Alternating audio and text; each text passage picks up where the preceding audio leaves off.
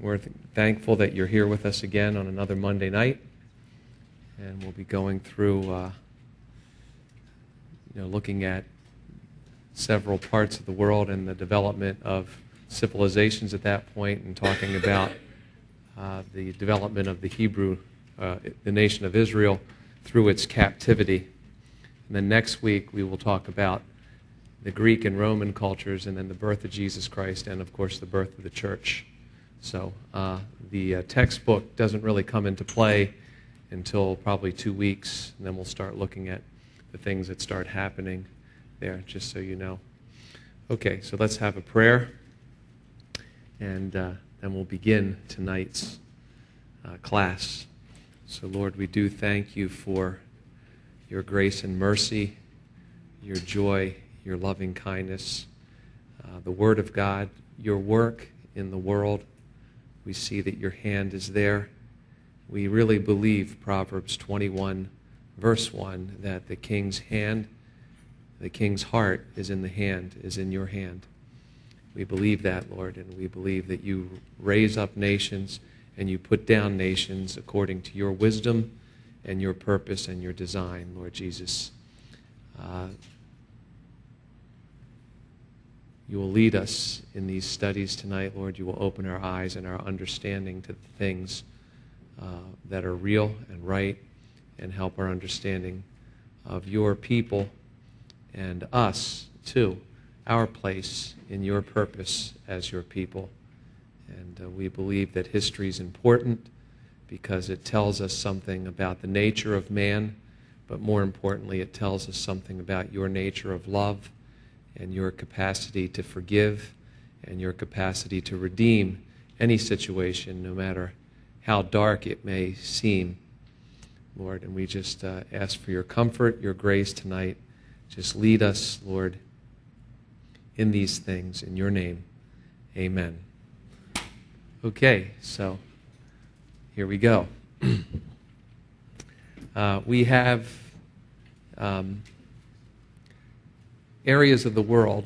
So let's, the world is a place, right? We have the area. This is Asia. We're looking at this, and our primary focus we'll look at for the first few minutes of tonight's class is we talked about that Fertile Crescent area, which is, let's see, it's over in this area here, this area of right around in this down to this. This is a larger map. So in this area, if you see the pointer there, that is where the Fertile Crescent area is, Mesopotamia, between the two rivers, the Tigris, Euphrates Valley that runs down between Iraq and Iran down into what is now the Persian Gulf. This is a modern map. These are the present-day countries and their names. And but this is thing that we want to note is that during, let's say, 2000 BC to about the time of Christ, let's just say to 1 AD, let's just say that's what we want to look to. During this time, there are civilizations that are prospering around the world. And that's the important thing to understand. Because if you were to listen to teachers or historians or anthropologists, you would think that, civilization has not been, has been evolving at different rates in different places.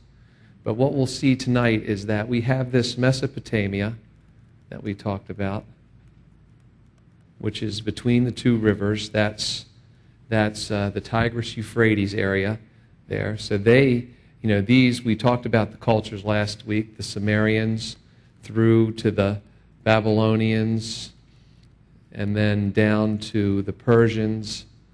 We talked about that all the way to the Persians, which really set us up for the next great empire that'll exist in that area, and that'll be the Greek Empire of Alexander the Great. That'll be the one that comes after the Medo-Persian Empire in that area, but that's for next week.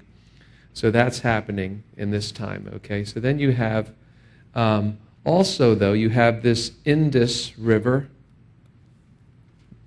Valley, Indus River Valley, and this is the place where the Indian subcontinent begins. Okay, so this is the Indian subcontinent right here. So the Indus River runs between here in this area of Pakistan, what's now Pakistan. In these days, in the early days here in this area, this is where another great civilization was developing in India. Okay, now going back to my little thing. So India, we have India happening. Okay. In another, maybe this is the Huang Ho, if I'm saying that right. This is spelled differently. This river area, also known as the Yellow River, this is Chinese dynasty. Dynasties are developing in this, go back to this, up in this area here, through the middle here. There's two rivers here in China, the lower part. They flow into the Pacific. They flow to the east. And but this upper river touring this middle part here, where they call the Middle Kingdom in the middle of China, is the Huang Ho area. So you have that also happening. You have also civilizations developing there. Okay? So after the Tower of Babel, when God confused the languages, when God confused the people who were trying to build the tower up to heaven in their own human adventure, building it with mortar, right? Brick and slime. They were trying to build a thing up to heaven. So God confused the languages and people scattered throughout the world. And so this thing is like, so everyone at that point, was on the same plane.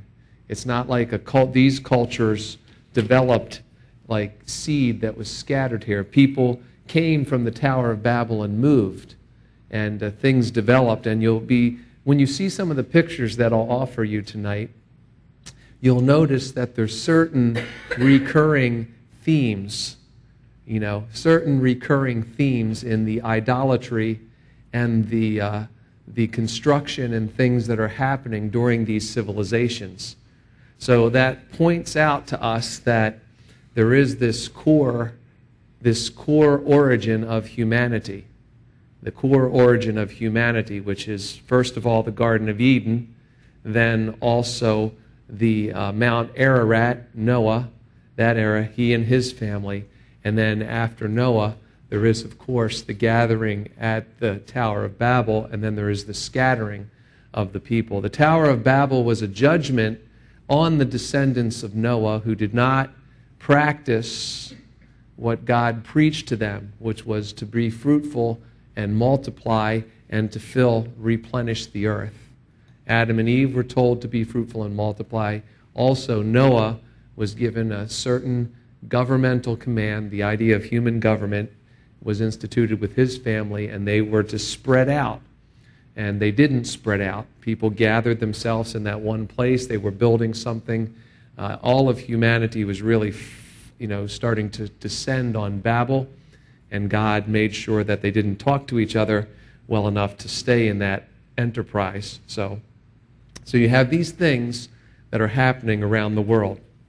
Okay, over here, we have this Nile in the north of Africa, this Nile River that flows from Lake Victoria, which is probably down here somewhere, maybe a little bit more south. It flows northward into the Mediterranean River, Mediterranean Sea, the Nile River, and along this you had the Egyptian societies were developing. But if you were to go to Western Africa, we had other kinds of dynasties that were developing there too, other kinds of civilizations. So in the Nile River Valley, let's just say that Nile River, we had the Egyptian.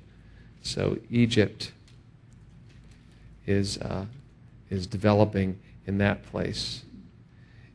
That doesn't really look like it's spelled very well, so we'll fix it for you. So this is the Egyptian culture. And then I'll show you another map later on, but like you're probably wondering what's happening in this part of the world. In this part of the world, in the Amazon and the coastal area along the Pacific Ocean, we had also societies that were developing. Primarily, we know the Mayan culture. The Mayan culture that was down in the south part of central Latin America, below Mexico, down into the Honduras, that area, down to Panama, that area, and then up in the northern part of Peru, that's the seeds of the Inca culture. But we know from dating that this culture, the Mayan culture, also, they developed throughout these cultures and civilizations. Different rulers at different times are going through this period of time in different parts of the world. So you have pretty much the 5 major parts of the world are covered by some sort of civilization development. Okay? So we like to speak of like we live in what's known as Western civilization. Our origins are in the Greek, Roman, Hebrew cultures. We get our law and religion, ethical structure from the Hebrew culture. We get our governmental and our military and our administrative kind of structure from Romans, from the remnants of the Roman Empire, and then the idea of education, art, music, appreciation, that we trace it, we trace most in our civilization to the Greek culture. So it's interesting that when Paul the Apostle will begin to plant churches, he is all those people. He is a Roman, he is a Hebrew, and he is living in, he's a Roman, he's in Hebrew, and he has been a Greek. He has been a student of the Greek cultures and the Greek athletics. So Paul has all of that in him when he becomes the first great church planter of the New Testament. So, but before that, before Jesus Christ is in the picture on earth, we see that these things are happening. So we'll talk about India first tonight. That's what we'll talk about in the the Indus River Valley, that area, and this civilization, happened here, happened in this area. What began? This is probably what descendants of Ham. Descendants of Ham. They moved over here. Here's the Tower of Babel is here. This group of people decided to move this way and settled in this area and began to live there. They carried with them some of the pretty much of the same civilization tendencies from Samaria. They built houses of sun-dried bricks. They had indoor plumbing in their houses, which is kind of interesting, and they had developed a certain mode of government and and some writing too, a form of writing for that. And they built a couple of great cities. They had a carefully mapped kind of cities, and about 1500 BC, there was a great, magnificent sort of culture that was in existence there, just as magnificent maybe as the Sumerian or the Akkadian or the Hittite culture that we have been studying before. But it disappeared for some reason. Now, we've known right along this area, and then down through Africa, there's a great rift, and another rift over here also. I remember a couple years ago, right in this area also, a couple years ago, there was a massive tsunami, right, which is a large tidal wave, and that tsunami was triggered by an underwater earthquake, so shifting. And so there are, seismologists have studied this area, so it could be that a massive sort of shift in the earth did something to wipe out this civilization. And what didn't finish that, a group of warrior like people from Iran and these northern areas called the Aryans moved into this area and drove the other group, the other primary people group, the Dravidians. There's two names that we want to look at. It would be Aryans, and they came from North Iran. They came in and drove the other people, Dravidians. This group of people, they were driven more to the south of India, more towards this area. So let's see. That's the next picture. So there you see. This is a more close-up look. Maybe we can get a little bit closer to India. This is a more look at India right in this area. This is the Indus River here that runs through what's now Pakistan, and these are some of the names. Mumbai here, as Bombay, is there. Calcutta is over on this side. Those are the two very large cities. 1 billion people live in India itself. 1 billion people. So now this kind of cultural, the Aryans, it's kind of interesting. This is the same name that this is the same kind of name that was used during the Nazi era in Europe. During the Nazi era in Europe, this name was used, and it was definitely a sense of superiority in this group of people.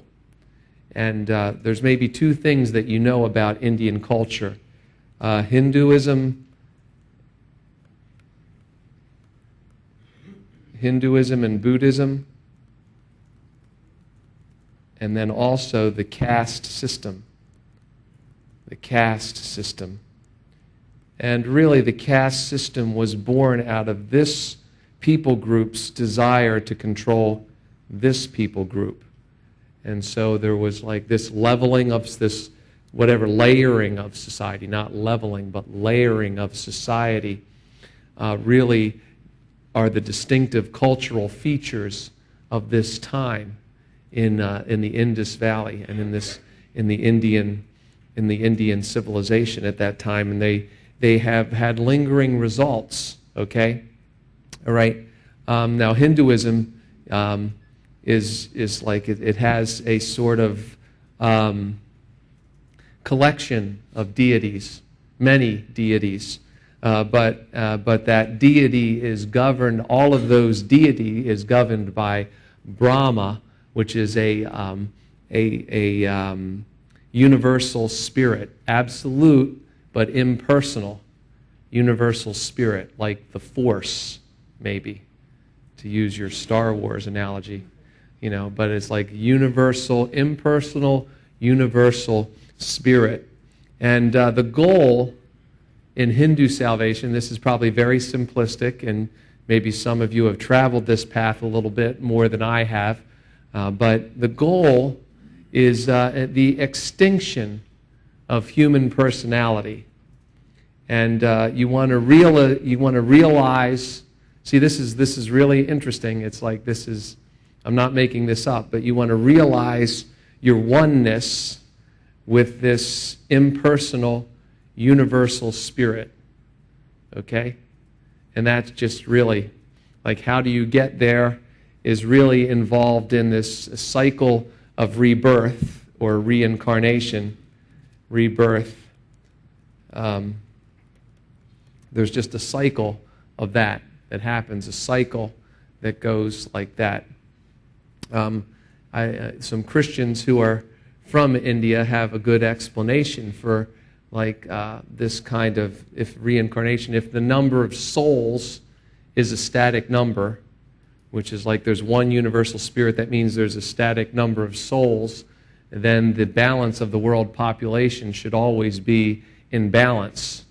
There shouldn't be like a constant multiplication, because souls are moving from one. If we know evil in the world, there's certainly a preponderance of evil in the world. The number of reincarnated souls that should be coming back as, maybe they are. There are like 1 million billion rats in New York City. Maybe they really, but although I'm not sure, maybe a rat is a higher form, a life form than we are. So anyway, you're trying to go through this process, and your soul is evolving towards a sort of spiritual perfection. And that's really, they can't really define it. That's the one thing. That's the one thing that you'll notice about, Hinduism in particular. Buddhism is actually a more radical form of Hinduism. We'll talk about it in a minute. Someone who wasn't really happy with the way Hinduism was perpetuating the whole idea of being one with the Brahma. Somebody later on in the next sort of dynasty in India decided to invent a newer, more radical form of Hinduism, and that's what Buddhism is. Okay, now the caste system. There's 4 traditional castes that, or they call them varnas. This is what is affected. This really still affects Indian culture today. Varnas or castes. And the top one were priests. The Brahmins, the priests, the Hindu priests. They were at the top of the food chain, and princes and warriors were next. Those who really protected the priests and their money. Landowners. And then, and then after that, you had your farmers. You had your farmers, laborers, etc., other people there. Now, the thing about the caste system really was there was no way up except through death. You could only be reborn to a higher caste.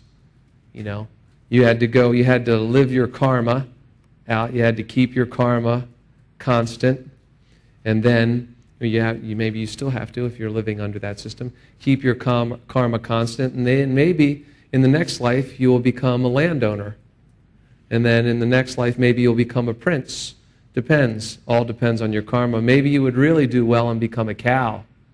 Because if you're a cow, you're sacred. That's kind of interesting. So, it's fascinating.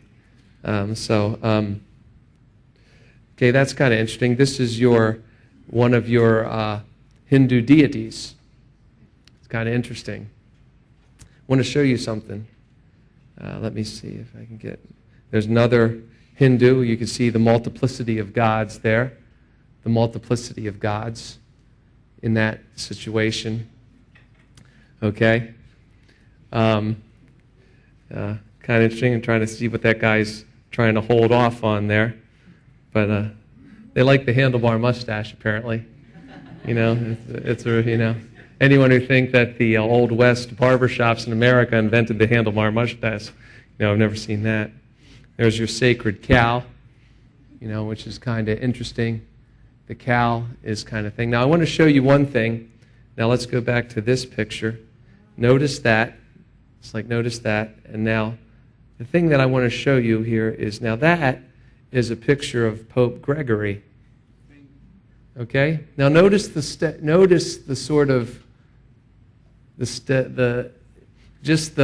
way he's standing, and then you go back to this. This is a Hindu god, and then you have Christian Pope. It's like this is the thing that you'll see. This is the thing that you'll see. We have these 5 cultures. Remember, they're separated by thousands of miles and many natural things. Remember, okay, India and Asia as well. India has the Himalaya Mountains, right, with Mount Everest, the highest point on the planet, almost 5 miles high. And then also the lowest point on the planet, which is the Dead Sea. The lowest point on the planet is Dead Sea. It's about, I think, 1,200 feet below sea level, okay?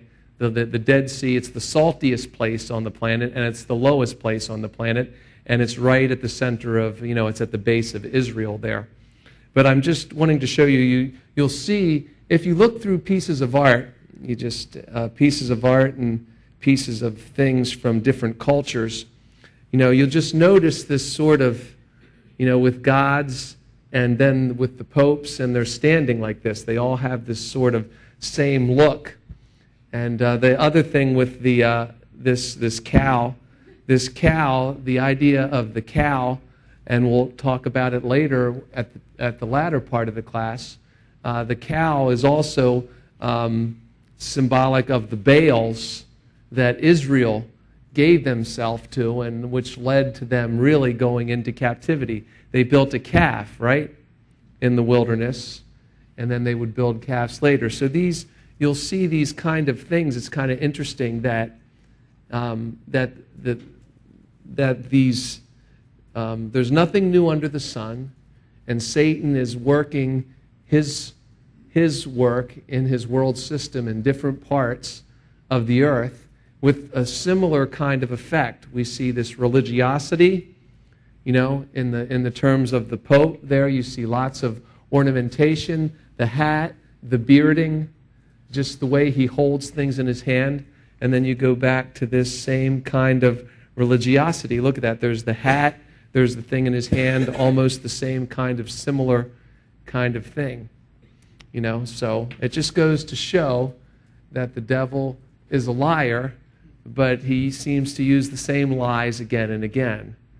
He perpetuates the same kind of things. So, okay, now the times of change that happened, I would say, let's say, in India, happened about maybe 400 BC. Between 521 BC, a new empire started, and the greatest ruler, his name was Asaka, like that. And he was the lead of this,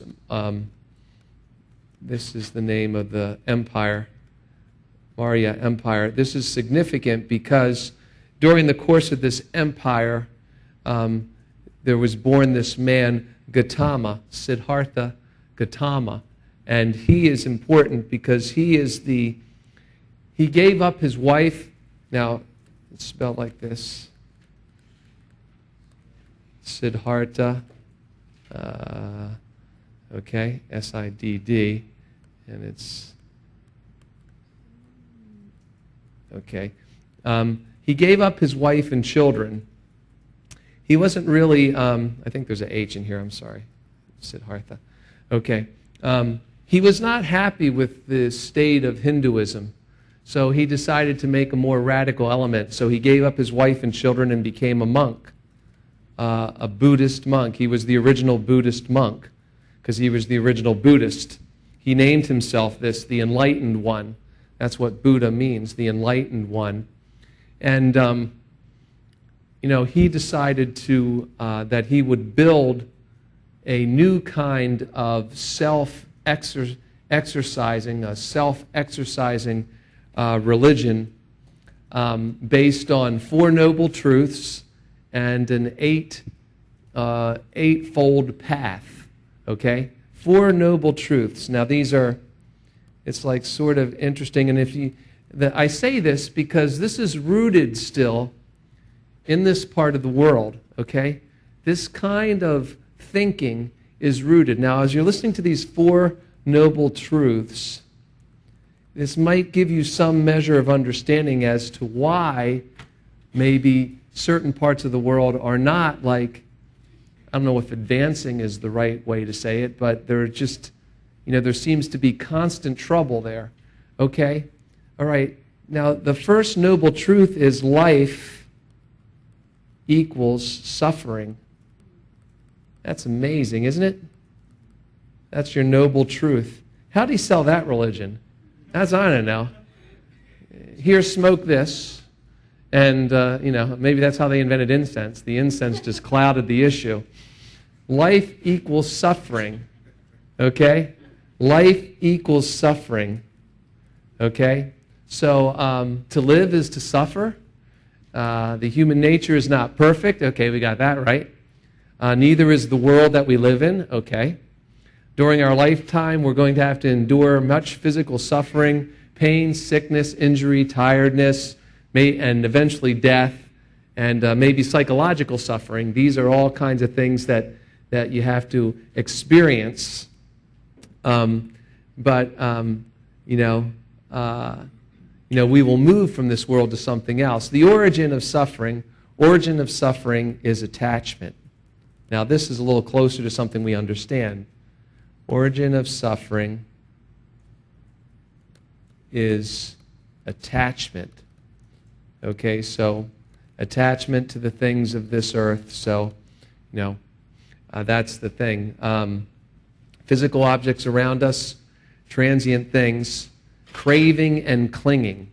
Have to get rid of this craving and clinging, craving and clinging to things that we crave. And this is a whole life. It's like we're always craving something, we're always clinging to something, and that part of it. So we're trying to get to the place where where we lose that, it's called the middle way, where we're not really extremely living in pleasure and we're not extremely living in sorrow. We're just like living. But I don't know how you get past this first one. Life equals suffering. Okay, so cessation, this is the fourth noble truth. Cessation of suffering is attainable. So this is your goal in life, apparently, to cease from suffering. Okay? And this is like you unmake, you have to figure out, you have to unmake. Now, there's no explanation how you do this, but it's, as you move through your life, you unmake your sensual cravings. Have you been able to do that? Anyone in here been able to unmake their sensual cravings? No, I guess not. Okay, thank you. Your silence is deafening. Okay, so, you remove by removing causes of suffering. That's what they're saying. And that leads you to a state of nirvana where you're free from all worries, troubles, complexes, fabrications, and ideas. You can't comprehend nirvana unless you've been there. So how do I get there? Well, you're obviously not there because you're asking.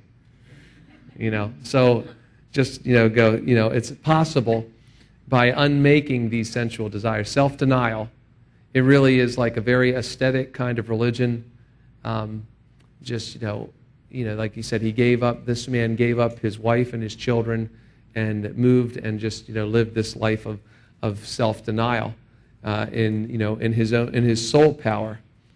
The fourth noble truth is that the path to the end of suffering is a gradual path of self-improvement. Okay? And that gradual path of self-improvement leads to the next 8 things. Okay? Isn't this crazy? It's like, okay, cessation of suffering is attainable. You have to walk the path. Walk the path. Okay? All right? And the path is very interesting. It's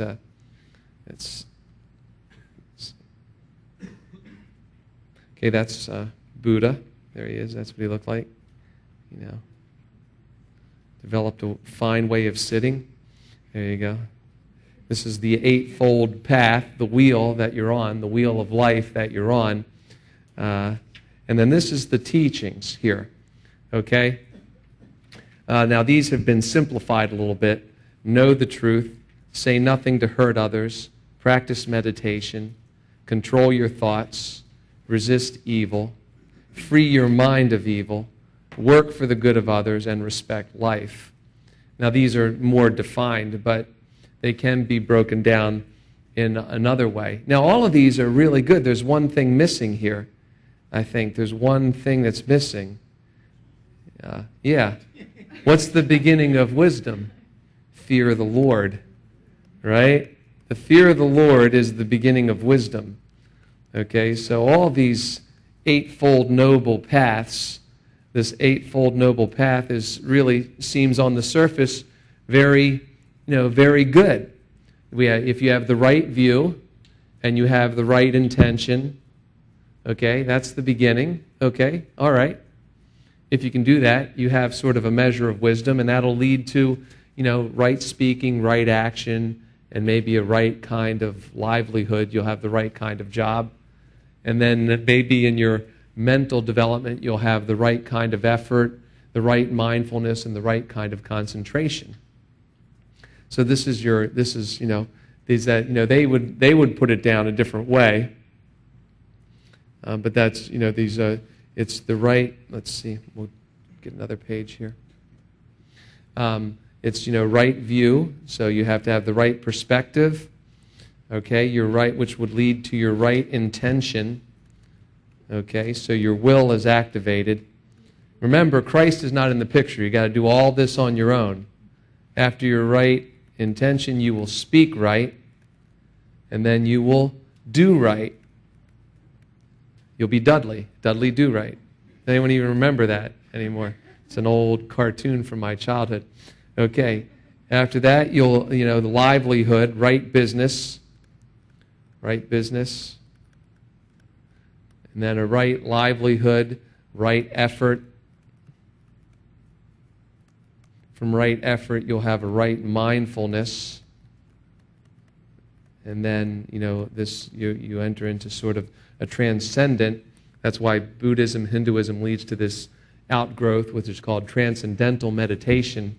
You have the right kind of concentration, and you can, focus on everything and really rise above it all. Okay? How's that? You like that? Would you enjoy that? Didn't really do much for India, as we've seen. I mean, it's still a culture that's still, it's developing, but what has done more for India has been the fact that there's been Christian missionaries there. The Indians were invaded by the Mughals during the early part of the 400. No, I'm sorry. When was it? No, in the middle. Islam came to India in about 500, 600, 700 A.D. And then in India became even more of a jumble and a mix when the Mughal Empire, and they ruled India until the 1700s, and then England ruled India as a tea organization. East India Tea Company actually was the official name of the country for a season. The British East India Company owned the whole land for a season, but that's more modern. We don't want to get away from where we are in terms of our civilization study. That's in the more modern era. But this is what's happened in India. This is what they've been dealing with there, and having this kind of culture has the kind of religious culture that has existed there has sort of hindered and prevented a lot of development in their society in certain ways. So made it pretty ripe. Just this kind of fatalism, the idea that to live is to suffer, that kind of fatalism that was from long ago, that was in the culture, has made them ripe for like the introduction of communism, socialistic ideas in these last couple hundred years. So, the world goes on, but some of the roots of the problems that the world is living with go all the way back to this before Christ era that we're looking at. So, okay. So let's move on. We'll move to another part. Okay. So now we move to China. Okay. China, could be classified as the world's oldest living civilization, continuously living civilization. Like, it hasn't had many disruptions. They call it the Middle Kingdom. They consider themselves being at the center of everything. The two rivers I talked about, there's a river that flows up this way along with the Great Wall. Another river, the Yangtze's down here, the yellow. The yellow river is the Huanghe, that river. It's also called China's sorrow because of so many floods that have happened in that area during the course of these civilization. Okay, they believe, the Chinese have always believed that they've been at the center of Earth's society, middle kingdom. They have this name. We are the middle kingdom. We are at the center of it all. Okay? And, center of the world's purpose. Oops, how'd that happen? That's good. Okay, center of the world's purpose. They believe this. Okay, so some of the ancient dynasties that began, the first one would be the Shang dynasty. Shang, S-H-A-N-G, the Shang dynasty. In this dynasty, this dynasty was known for bronze. Let's see, things like that. Bronze. Chariots. Some of these items are around chariots, bronze chariots, and silk. Silkworms. This was an important. The cultivation of silkworms and weaving silk garments together.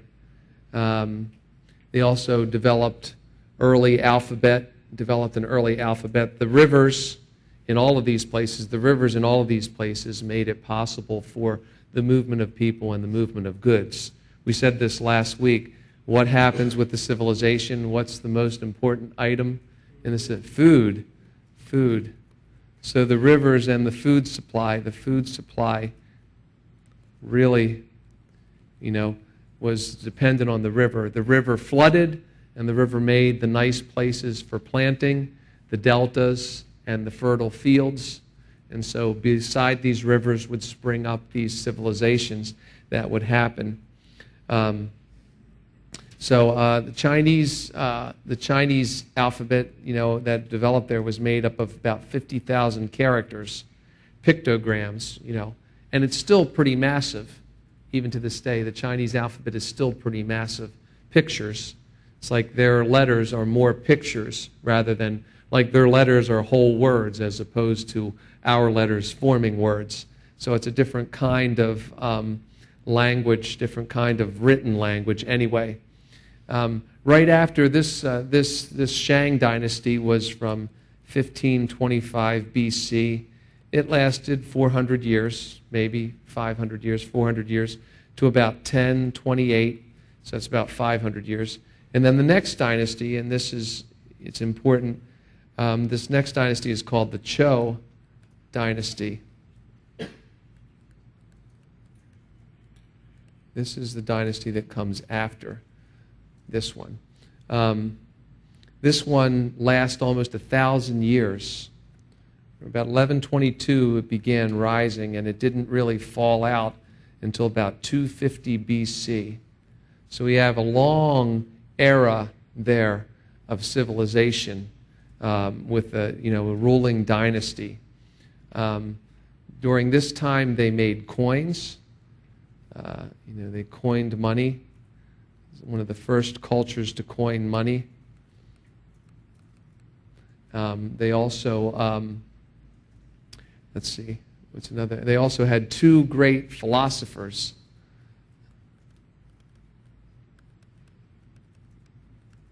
He became Taoism. Founder of Taoism was really sort of a harmony with nature, more like maybe akin to like Druidism, harmony with nature, Taoism. And then Confucius. You may have heard Confucius, and maybe you've watched old sort of stereotypical movies, and a person would quote Confucius. Charlie Chan was like an old Chinese detective. Confucius say. That's what he would say that often. But those are old movies. They don't make those kind of movies anymore because they're politically incorrect. And we don't perpetuate stereotypes, even though the essence of most stereotypes are true. Anyway, but, there was a, harmony with nature, this philosophy. Confucianism really is the respect for tradition and also respect for tradition, and then also the holding to, what is the right word I'm looking for? Let's see. That's it. Holding to family ties. It's like the honor of the family is above all. That's one of the Confucius principles. So almost like an ancestor worship. There was almost like an ancestor worship, like where you were from. And this is the essence of this. Developed during this Chow dynasty. And that became very, really this influence, if you want to know the influence of these two things, this harmony with nature and this Confucianism, it really tied the country together through some of its most difficult times. And the final thing that really all the way up to 1949, in this era, in this millennium, 1949 during the Communist Revolution and the Cultural Revolution that was forced upon China by Mao Zedong and the Communist era.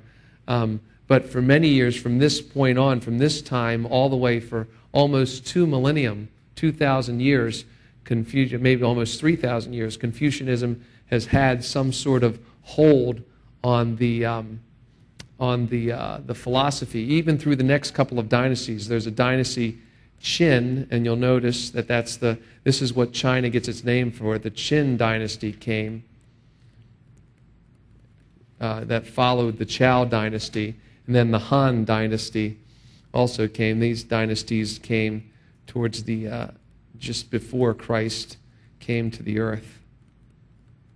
These two dynasties were established. It was during this Qin dynasty that the Great Wall was built.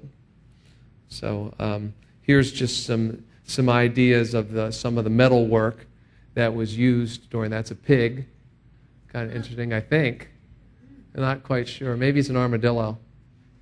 I don't know. It's got like the snout of a pig and like the tail of something. I don't know. This is a picture of Confucius himself. There you go. Sort of looks like the Pope, don't he? Huh? You online? What do you think? You watching on DVD? Don't you think? Looks, I don't know. I mean, just saying, the head dress, everything. I don't know. Different, they have their own little spin on it. But here's another thing. Okay, here's another thing that I want to show you. Okay, this is a Chinese sort of, there's the Great Wall. That's the Great Wall, the world's longest wall. It's one of the only things that the astronauts, when they were circling the Earth, could see with the naked eye. Really, you could look down and there's something they could see there. And that's the thing that you could see from space. Okay, but here's, this is something that I want to make a point about also. Okay, now this has the sort of a Chinese cultural kind of stamp on it, really. But this idea of the building upwards toward the heavens is again manifested here. Okay, you see it's manifested here in this Confucius kind of Chinese worship center, whatever they're doing in there. But you can see that this again, with the look of the gods, with the look, you could see the point that I'm making again is that this kind of worship architecture also is replicated in different cultures. And of course, we know that the world lies, according to 1 John, the world lies in the hands of the wicked one. So again, there's nothing new under the sun. He does similar things with his lies in different parts of the world. So this is that. Now this is Japan, another culture that that is steeped in some of these same kind of Buddhist, Hinduistic kind of ideals there. Well, back to China for 1 second.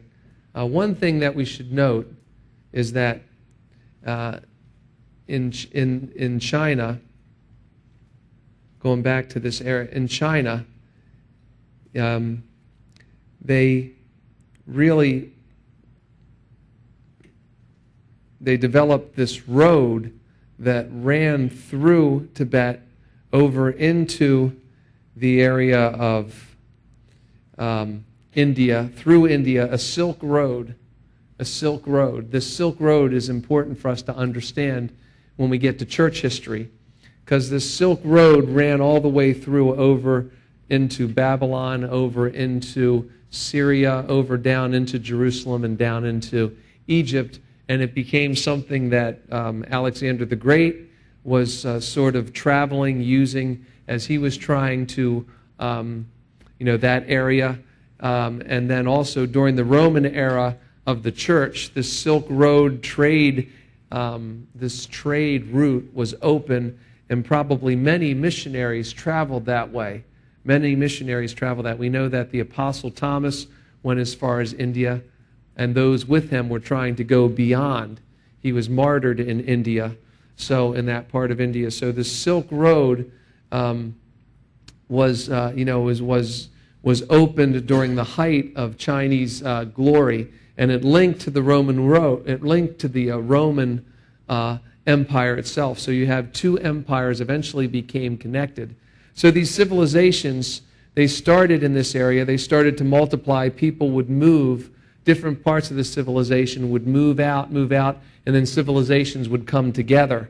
So the Roman civilization of the Western, the Roman, Greek, Hebrew civilization would eventually come in contact with the Indian civilization. The Indian civilization was in contact with the Chinese civilization.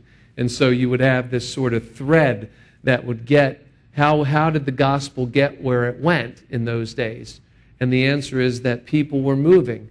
People were moving. They started moving at the Tower of Babel, and people were still moving. Now let's just talk about Japan, and then we'll take a break. Now, this is Japan. We know a little bit. This is an island. There's a civilization that developed there, Shintoism, which is sort of really a form of Buddhism in some ways. It's just a connection of islands here, a connection of islands. But many, many people, thousands of people live on these islands. It's about the size, the total number of, the total area there. I guess you could say the total area is there about the size of California, but there's a couple hundred times the people that live in this area. It's been a very, in that way, they've been fruitful and multiplied. They just haven't moved, really. They just live there, and that's one thing about their culture. Their culture was very isolated. It was very difficult. Commodore Perry in the 1820s went there and opened China to American influence at that point. But for many years, the Japanese stayed to themselves. And they, very strict family style, almost Confucian in one way. Very strict, very ancestral, very family-oriented, very strong family ties. And but there you see again, this is a house of worship in Japan. Now, if you look at that house of worship in Japan, and you go back and you look at this, and you see the similarities, and you go back to some of those pictures we looked at in the Tower of Babel and the things that were going on in Babylon and Samaria, this structure of building, this is really the devil's model, okay? In every civilization is like, life hurts, but you can build yourself up to rise above it, okay? That's it, right? Life, that's what, Buddhism tells you. Life is suffering. Life hurts. But there is a way through, like, all of your efforts, if you just keep building your way up till you get to this tiny little point where you are nothing and you just float away into the air, then everything will get better. And that's, this is really reflected in the cultural sense of what's going on. In every cultural place, there is this sense of trying to build your way closer to God. and it's reflected in this kind of architecture. So that's what civilization is showing us, is that in many places people were trying to find their way higher, but we're not getting the message. Okay? And these things flourished. Okay.